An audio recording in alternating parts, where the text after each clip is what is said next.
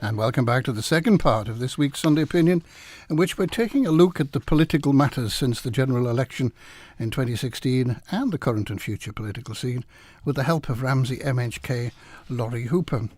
Well, Lawrie, we've been changing around, talking about all sorts of subjects here today, but one of your comments, recently reported comments, was that you were concerned and thought that the Isle of Man might be a political football. I think I was asked a question by one of your presenters as to whether I felt the Isle of Man was being used as a political football. I think this was in light of the Paradise Papers and the Panama Papers fallout, right. Whether we're being used as a punching bag essentially for other means, and to some extent I do feel that sometimes we are occasionally used as that. It's some of the things that get thrown at us, they're not really overly concerned about the Isle of Man. They're more concerned about raising their profile in the UK political scene, or trying to win votes essentially. So sometimes it's not about us and we just get caught in the crossfire. Yeah, but this of course justifies and almost makes it obligatory that we do look after ourselves, be able to stand our corner the best we can. I know Alan Bell used to say, when I said something similar to him, he used to say, well, we have to accept that might is right. But that doesn't mean to say that we can't, even small creatures can be a nuisance sometimes, that we can't actually make our voice heard. Yeah, I think that's quite valid, and I think that's what the Isle of Man often does, is we accept that we are a small nation and we are often subject to the whims of larger predators. But we do stand our ground, we do fight our corner quite hard, and I think it's incumbent on us to keep doing that. Even if sometimes we know we're fighting a losing battle, it doesn't mean you don't stand up and fight anyway. Well, it was quite clear at one time. This is another of the things that you get taught by people who know what they're talking about over the years, and that was that we have to remember that even though we seem to be getting on very often with particularly the senior officials in the UK, they are actually paid by the UK's taxpayer to look after the UK's interests, and our fellows are likewise paid to look after our interests. But if the UK end matches up with ours, fine, but if it doesn't, that's when the problem comes in. Yeah, and that's a question that I put to the Chief Minister quite recently, actually, when we were talking to him as part of our Brexit conversation within the Constitutional Affairs and Justice Committee. Is what happens when the UK's position diverges from the Isle of Man's. And I think his response was something along the lines of, well, so far that hasn't happened. Their position is very similarly, very close to ours, very aligned to ours. So we're just hoping that carries on, I suppose. Doesn't answer the question, what if, though? No, it's very clever politician's answer, I think. But yes, you're right, it doesn't answer the question, what if. But I was a little bit reassured that so far everything seems to be going in the same direction. So, well, you hit the news during the course of the last few months by being effectively fired from the SAFE committee. Yes, that was over my voting, or not voting for the budget, I think. Yeah. Well, I mean, we've heard the remarks for Alfred Cannon, and we've heard the various other things, but do you regret that? Do you wish you were still on it? Do you think you would have had a part to play? Or not being on it, has it given you a fairly restricted No, approach I don't.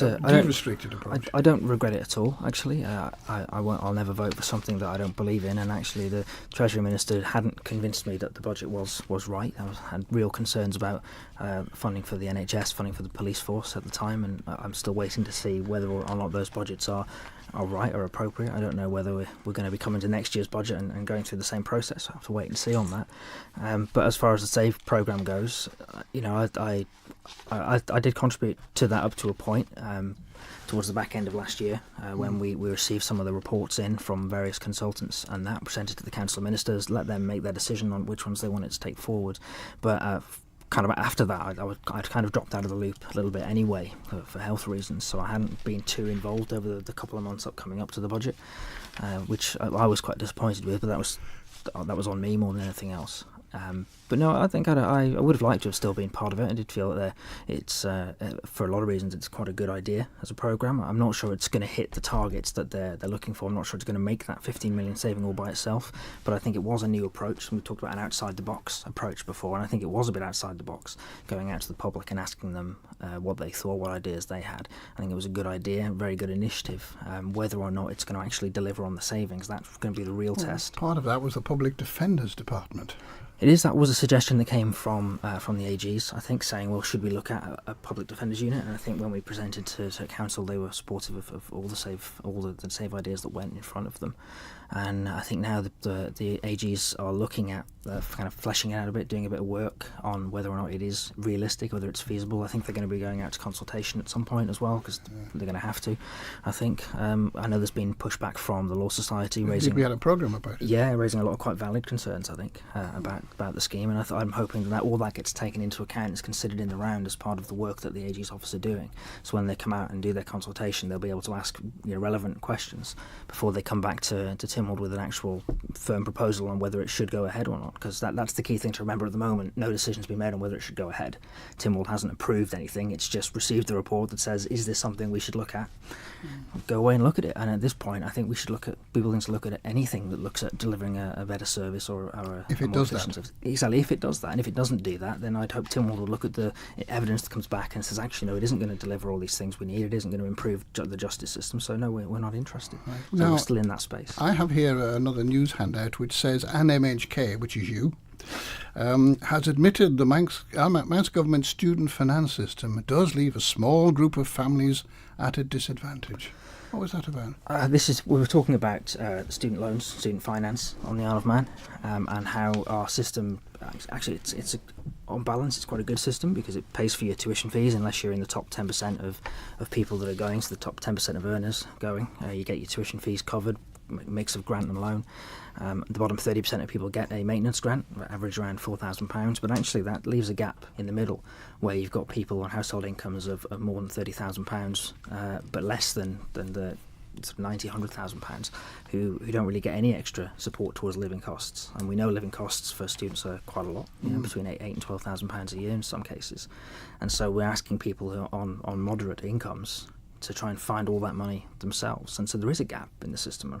I'm be the first to admit that, and that's why we're doing a review at the moment of student funding and say, actually, is there a way we can try and close or shrink that gap? I think with any system where you've got a limited budget, there's always going to be a gap somewhere, but I think my hope is that we can push that gap much further up the income stream so that you've got people who are more able to pay or are the ones being asked to pay, but the people who are unable to pay aren't being penalised. How's that going to come about? You say you hope it, but what's going to happen? Well, like I said, at the moment we're doing a review of the whole funding model. So we're in the modelling stage at the moment, looking at numbers. We're trying a different approach. We're trying not to increase the budget at all. So we're trying to take the money we've currently got and trying to rejig the system so that it spends it in a slightly different way. So yeah, I'm hoping, and it is a hope at the minute, because there's a lot of hoops to jump through. We've got to convince, first of all, we've got to get something designed, then we've got to convince the department that it's the right thing to do, then we've got to convince Treasury it's the right thing to do, and then we're going to have to consult with the public and convince them it's the right thing to do. So there's a lot of hurdles to get through. But I think it's achievable. I think it's something we can do. I think we can get a better, improved system that helps more people without breaking the bank. Well, of course, without breaking the bank is the key to it, isn't it? Yes. It's on one side of the balance sheet, anyway. Yeah, if we had an unlimited amount of money, I think we could solve the problem. But unfortunately, on the one hand, when we just talked about the SAVE programme, trying to find £15 million of savings, I don't think if we went to Treasury and said, can I have an extra £15 million, I think they'd look at us and, Yeah, well, next. Now, just before we go, we have literally 3 or 4 minutes before. There's one issue that during the election campaign, and certainly since then, you were very keen that no members of the Legislative Council would serve in any form of government, either on a department or in any other role. And they all are. All the new people are, most of them are anyway, have got to have in one department or another.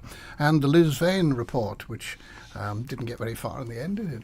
So what do you make of this? I mean, do you think, are we going to have another round of naval contemplating, or has this thing gone on the back burner for a while? I think it's probably on the back burner for the moment, but I think there will be another round at some point. I've always hated the phrase navel gazing, because actually part of the issue, one of the concerns I have about our current political system is that lack of effective scrutiny. We talked about an opposition. Are you in effective opposition? And our system doesn't work like that. Our system works on effective scrutiny. And it's difficult to provide effective scrutiny if you're not independent, if you're inside the tent, as it were, being a member of a government department. it's very challenging in some ways. So I think we do need a body of people.